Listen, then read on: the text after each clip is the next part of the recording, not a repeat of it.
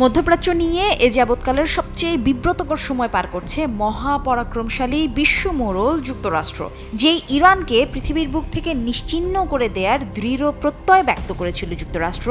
দিন শেষে সেই ইরানের সঙ্গেই সমঝোতা করতে নমনীয় ভঙ্গিমায় ঘুরছে হোয়াইট হাউস। বিশ্বমঞ্চে নিজেদের প্রতাপ ধরে রাখতে যেয়ে বেশ বেগ পেতে হচ্ছে ট্রাম্প প্রশাসনকে, এটা দিনের আলোর মতোই পরিষ্কার। তবে সবচেয়ে অবাক করা বিষয়, এই সমঝোতার পথে সবচেয়ে বড় বাধা ইরান নয়, বরং যুক্তরাষ্ট্রেরই সবচেয়ে ঘনিষ্ঠ মিত্র ইসরায়েল। পরিস্থিতি এতটাই অস্বস্তিকর যে তেহরানকে সম্ভাব্য ইসরায়েলি হামলা নিয়ে সতর্ক করেছে খোদ ওয়াশিংটন, যাতে আলোচনা ভেস্তে না যায়। শত্রু না বন্ধুকে সামলাতে হিমশিম খেয়েছে যুক্তরাষ্ট্র। কূটনীতির ইতিহাসে এমন নজির খুব একটা দেখা যায় না। নিউ ইয়র্ক টাইমসের এক প্রতিবেদনে দাবি করা হয়েছে, ইরানের পররাষ্ট্রমন্ত্রী আব্বাস আরাগচি এবং পার্লামেন্ট স্পিকার মোহাম্মদ বাঘের গালিবাফকে হত্যার পরিকল্পনা করতে পারে ইসরায়েল। এমন আশঙ্কা থেকেই কয়েকটি দেশের মাধ্যমে তেহরানকে সতর্ক করেছিল যুক্তরাষ্ট্র। পরে সিএনএনের কাছেও বিষয়টি নিশ্চিত করেছেন, যদিও পুরো অভিযোগকে ভিত্তিহীন বলে উড়িয়ে দিয়েছে ইসরায়েল। অবশ্য এই আশঙ্কা কখনোই ভিত্তিহীন ছিল না, কারণ ইসরায়েলের যুদ্ধাংদেহী মনোভাব।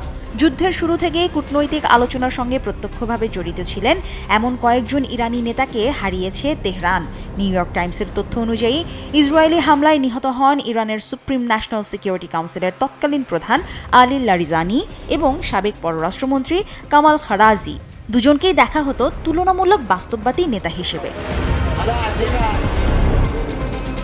কিন্তু মিত্র যুক্তরাষ্ট্র যখন সমঝোতার পথ খুঁজতে আলোচনার টেবিলে, তখন সেই টেবিল উল্টে দেওয়ার আপ্রাণ চেষ্টা কেন করছে ইসরায়েল? রাজনৈতিক বিজ্ঞানী স্টেফেন স্টেডম্যানের মতে, তেল আবিব বিশ্বাস করে এই টেবিল থেকে তাদের জন্য সুখকর কোনো ফল আসবে না। সুতরাং আলোচনা এবং দায়বদ্ধতা থেকে দূরে থেকে আলোচনা ভেস্তে দেয়াই তাদের জন্য রাজনৈতিকভাবে লাভজনক।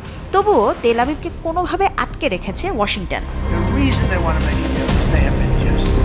পরিস্থিতি আরও সংবেদনশীল হয়ে ওঠে যখন ইরানের সর্বোচ্চ নেতা আয়াতুল্লাহ খামেনির জানাজা ঘিরে দেশটিতে রাষ্ট্রীয় শোক, এবং একই সঙ্গে যুক্তরাষ্ট্রের স্বাধীনতা দিবসের সময় ইসরায়েলের প্রতিরক্ষামন্ত্রী ইসরায়েল কাটস নতুন সর্বোচ্চ নেতা মোজতবা খামেনিকে মৃত্যুর হুমকির তালিকায় রয়েছেন বলে মন্তব্য করে বসেন।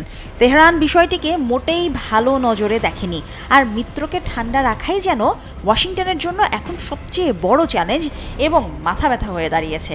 এই নিয়ে প্রকাশ্যে অস্বস্তি প্রকাশ করেছেন মার্কিন ভাইস প্রেসিডেন্ট জেডি ভ্যান্স। আর এই সংকটেই সামনে এসেছে তৃতীয় পক্ষের ভূমিকা। ইরান যুক্তরাষ্ট্র আলোচনাতে পাকিস্তান এবং কাতারের মতো দেশগুলো সংঘাত নিরসনে ভূমিকা রেখেছে। হামলার আশঙ্কায় ইরানি প্রতিনিধিরা নিরাপত্তার নিশ্চয়তা চেয়েছিল। পাকিস্তানের যুদ্ধবিমান তাদের যাতায়াতে সহায়তা করেছিল বলেও জানা যায়। তবে ঝুঁকি পুরোপুরি তখনও কাটেনি। এক পর্যায়ে প্রতিনিধি দলের বিমান জরুরি অবতরণে বাধ্য হয় এবং পরে দীর্ঘ পথ ঘুরে তারা আবার আলোচনায় ফিরে যায়। এই ঘটনা দেখিয়ে দেয়, শান্তি প্রক্রিয়া শুধু আলোচনার টেবিলে নয়, টেবিলের বাইরের সংকট সামলানোর সক্ষমতার উপরও নির্ভর করে। কারণ অনেক সময় সমঝোতা আলোচনার টেবিলে ভেস্তে যায় না, ভাঙে পরবর্তী ঘটনা প্রবাহের কারণে। তবে এই মুহূর্তের সবচেয়ে বড় আশা হলো, সম্ভাব্য সংঘাতের মাঝেও কূটনীতির দরজা এখনও খোলা। Mushrifa Nuzhat, Daily Sun.